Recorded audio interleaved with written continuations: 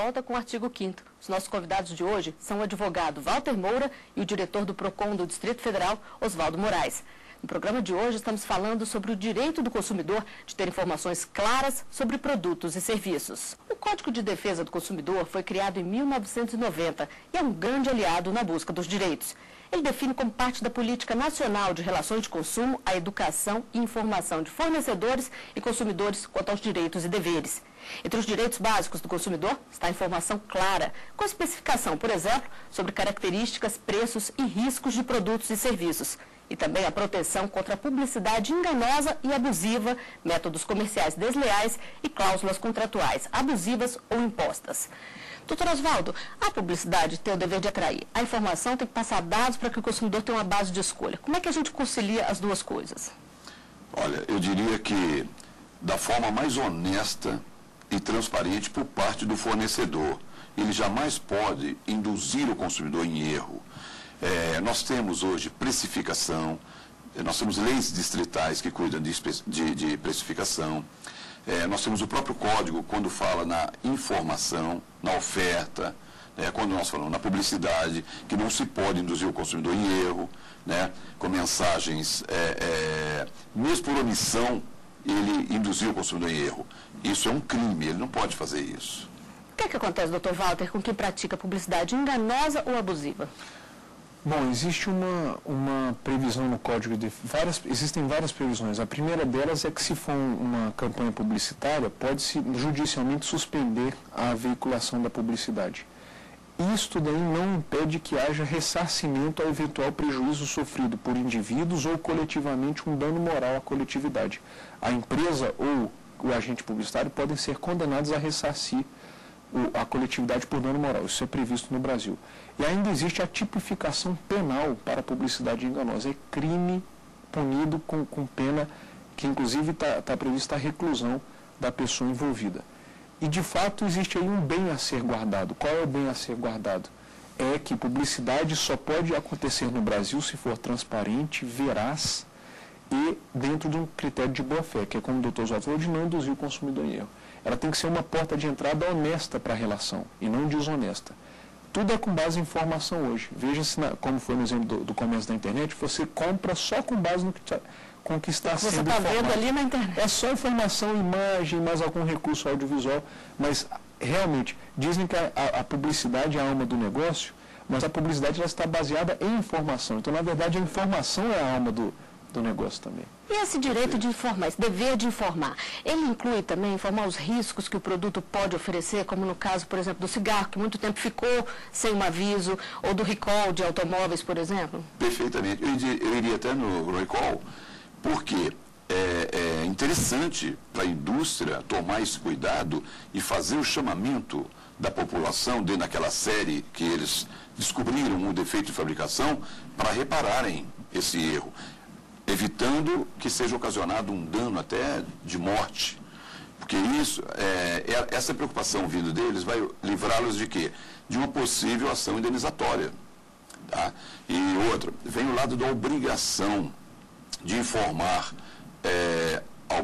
a sociedade, através, inclusive, dos órgãos de defesa do consumidor.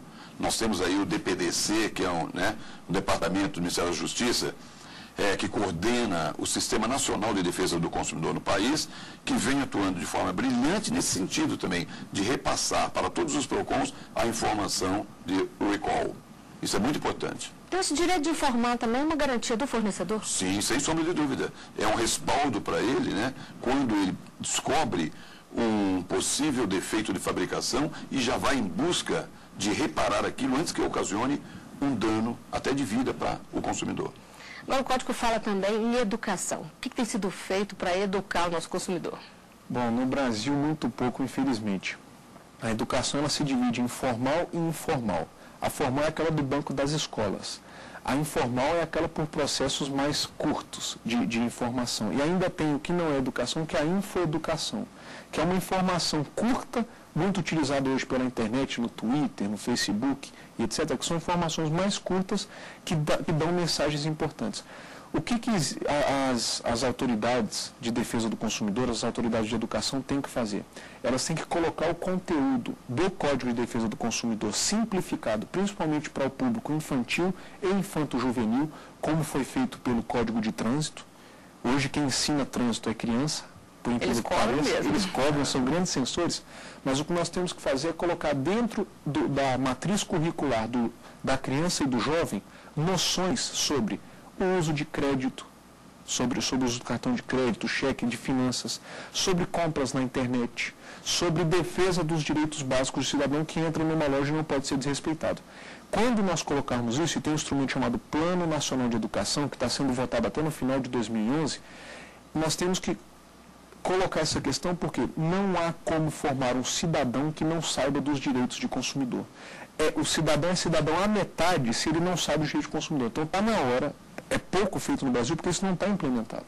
Está na hora de implementar via Plano Nacional de Educação a obrigação de que todas as escolas públicas ou privadas do ensino fundamental ou médio venham a praticar no dia a dia o ensino formal. E mais, eu acho que as autoridades públicas no Brasil estão muito assim, tímidas na utilização de internet, de folder. Ela tem que começar a sair divulgando nessa infoeducação textos, inserções midiáticas dizendo, olha, cuidado com o consumo excessivo de crédito, cuidado com as compras online. Faz uma propaganda igual o fornecedor faz. Me permita, o superendividamento, isso, o mercado eletrônico, isso, educação para finança, educação financeira, isso.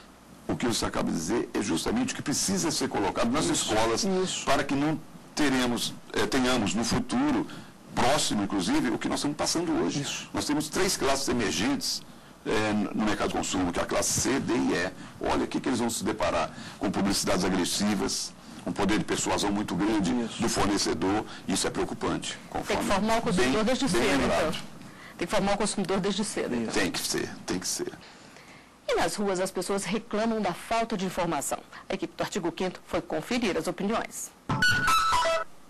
Nós, consumidores, somos muito mal informados. Qualquer tipo de serviço que você faz hoje, um contrato, então um rótulo das embalagens, eu acho que falta muita informação. Porque eu mesmo sou vítima. Aquelas letrinhas que vêm nas bulas de remédio e tal, são tão minúsculas que dá preguiça de ler. A gente não lê, eu, por exemplo, não leio. Eu acho que é difícil ler, porque as letrinhas são pequenininhas, né? Eu acho que tem muitas pessoas, assim, principalmente os idosos, né? A letrinha pequenininha eu acho muito difícil. Faltam algumas explicações. Eu acho que eles colocam os termos muito complicados, então eles poderiam estar facilitando a vida do consumidor. Acho que falta mais um pouco de explicação, né, para a gente entender melhor, né? Eu acho que deveria ser repensado e colocar a nível de toda a população, de todo o cidadão, já que dizem que somos todos iguais perante a lei, que essa igualdade seja válida realmente. Doutor Walter, a gente viu aí que a principal reclamação é o tamanho das letras. Isso não é perigoso, principalmente quando se trata de medicamento? Com certeza. Em matéria de medicamento, houve uma alteração pela Anvisa das bulas, aumentou-se o tamanho da letra, inclusive a redação que é colocada na bula hoje é menos técnica e mais acessível ao cidadão. Mas em relação aos contratos, existe também uma modificação no artigo 54 do Código de Defesa do Consumidor, que foi exatamente para colocar o tamanho da fonte do contrato, mas eu diria que também tem que haver o hábito, não digo de leitura, mas de exame das condições gerais do contrato. Pode-se falar que é culpa ou preguiça do consumidor. O consumidor recebe o contrato, mas não lê. Isso não é verdade. Poucos consumidores recebem contratos escritos, seja para tirar um celular de uma loja, um chip, ou para fazer um financiamento no caixa eletrônico. Você não recebe a cópia do contrato. Então, o primeiro passo para dar informação é do fornecedor. Ele tem que ter a cultura, tem que se ter a cultura no Brasil, não é do consumidor começar a ler o contrato, mas de se entregar o contrato fisicamente. Infelizmente, a dinâmica do mercado e essa virtualização de todos os negócios tem feito com que, pela pressa e pela ânsia de aumentar os lucros, não se imprima papel, não dê papel para ninguém. Mas aí fica, como o doutor Oswaldo falou, desguarnecida a pessoa de provas. Então, o contrato, ele é a base, a cláusula escrita, ela é a base da relação que vai vigorar entre o consumidor e o fornecedor. Se eu não recebo nada, quer dizer que ninguém quer me informar nada. E é isso que está acontecendo. A gente tem que restabelecer, mesmo num padrão de vida virtual, a gente tem que restabelecer o contratinho físico, a gente tem que restabelecer o dever de aconselhamento. O vendedor não é só um empurrador de produto, ele é um sujeito que tem que te advertir sobre a utilidade daquele produto. Isso é cultura. As autoridades têm que fiscalizar, mas o comportamento dos fornecedores no Brasil tem que ser reenquadrado nesses termos. E aquele contrato que a gente lê na internet, se for impresso, resolve? Ou tem que chegar um contrato do fornecedor, um contrato via correio, por exemplo? Como o doutor Oswaldo falou, o ideal é que, se for feito pela via eletrônica, tem que tentar imprimir, tá certo? São 2 contratos normalmente. Um é o termo de aceite das condições do site, que aparece até em inglês, I agree, ou então eu aceito. Poucas pessoas leem aquilo. O ideal seria imprimir. Que nesse site de compra virtual tem muito ninguém passa lê aquelas letrinhas, mas tem que imprimir. E se houver uma outra compra e venda a ser realizada depois daquilo, também tem que ser impresso. Raríssimos são os sites que vão te mandar um contrato pelo correio, e eles não são obrigados. Eles não são obrigados. A ideia é como o doutor Oswaldo orientou. Você está assinando, imprima e guarde. Porque no futuro, como é meio virtual, pode ser que aquilo desapareça na internet do outro dia. Então pode ser que você procure o contrato e ele não vai mais estar lá, assim como as publicidades. O assinar no meio virtual, só para a gente deixar claro aqui, é só clicar ali. É um aceite eletrônico. E no caso do consumidor contratar um serviço por telefone, a empresa tem a obrigação, do prazo de 15 dias, mandar o contrato físico para esse consumidor. Caso ele não receba, ele pode procurar qualquer órgão de defesa do consumidor. No caso do telefone, o consumidor pode requerer aquela gravação? Pode. Existe um decreto 6523 que dispõe sobre essa obrigatoriedade, tá? No primeiro contato, por telefone, é lógico, né? No 0800 ou no saque, o consumidor já ser informado do número do protocolo. Tem que anotar, então. Tem que anotar. É uma obrigação por parte da empresa fazer isso. O senhor queria complementar? Na verdade, o mais importante é você sair com papel na mão. Se você não tiver com papel na mão, você está desguarnecido. E o caso da informação de produtos? No alimento, por exemplo, tem que ser uma coisa mais clara, acessível a todo mundo. Caso de informática, uma linguagem mais técnica. O fornecedor, ele tem que se adaptar a isso, ao tipo de público? Não, eu não diria para ele se adaptar ao tipo de público-alvo. Ele tem que estar preparado para obedecer o que diz a lei. A lei diz que toda oferta e apresentação de produtos ou serviços devem assegurar informações corretas, claras, precisas, ostensivas. Essa é uma preocupação que a empresa tem que ter. Porque a informação, como disse antes, é o coração da relação de consumo. Então tem que ser dessa forma que eu falei. Só para terminar, qual é a dica básica para o consumidor? A dica básica é não confiar cegamente e buscar informações sobre o seu fornecedor e sobre o produto no máximo de vias possível, porque normalmente, infelizmente, o padrão hoje é de que o fornecedor não informa. Ele não vai te dar essa chance, em que pese está descumprindo a lei, ele não vai te dar essa oportunidade de te dar informações amplas sobre o produto. Qual a dica do PROCON, doutor Oswaldo?